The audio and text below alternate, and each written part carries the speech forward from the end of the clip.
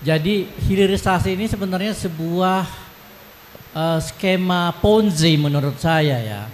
Dalam arti gini, kalau kita lihat yang namanya perusahaan-perusahaan smelter dari luar negeri itu kebanyakan dari Cina datang ke Indonesia, lalu kemudian membeli dengan sangat murah nikel kita yang diambil dari tambang, kemudian mereka olah, lalu kemudian mereka ekspor dibawa ke Cina. Ada dua masalah kenapa hilirisasi ini itu tidak menguntungkan Indonesia. Pertama adalah bahwa kalau kita lihat hilirisasi nikel yang sudah berlangsung selama 2 tahun itu hanya menghasilkan pekerjaan sebanyak 77.000 seluruh proyek hilirisasi. Sementara yang membutuhkan pekerjaan di Indonesia itu ada sebanyak 9 juta orang.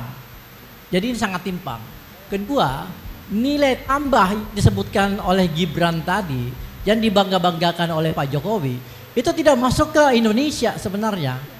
Nilai tambahnya ke perusahaan Cina yang kemudian mereka dijual keluar, yang kemudian kita hitung sebagai ekspor kita, tapi duitnya itu masuk ke perusahaan Cina. Sebenarnya itu. Jadi mereka beli nikel murah cuma $30 ya, lalu mereka olah, mereka jual ke luar negeri $90. Nah, $60 itu masuk ke perusahaan Cina yang kemudian mereka bawa.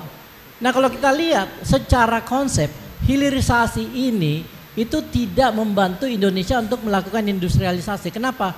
Karena hilirnya itu bukan di Indonesia, hilirnya itu di Beijing.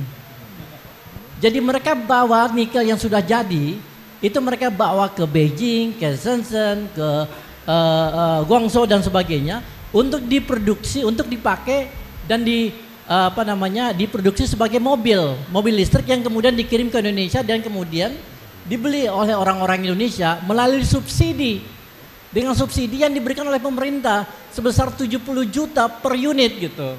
Jadi mereka itu mendapatkan keuntungan berlipat-lipat ganda.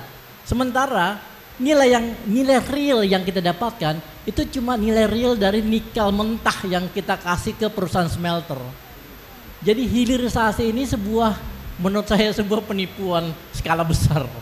Yang kemudian dijadikan kebijakan nasional dan dijual sebagai alat propaganda politik Pak Jokowi.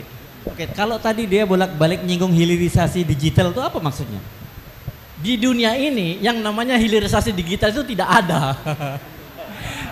Saya seorang akademisi dan saya belajar tentang teknologi.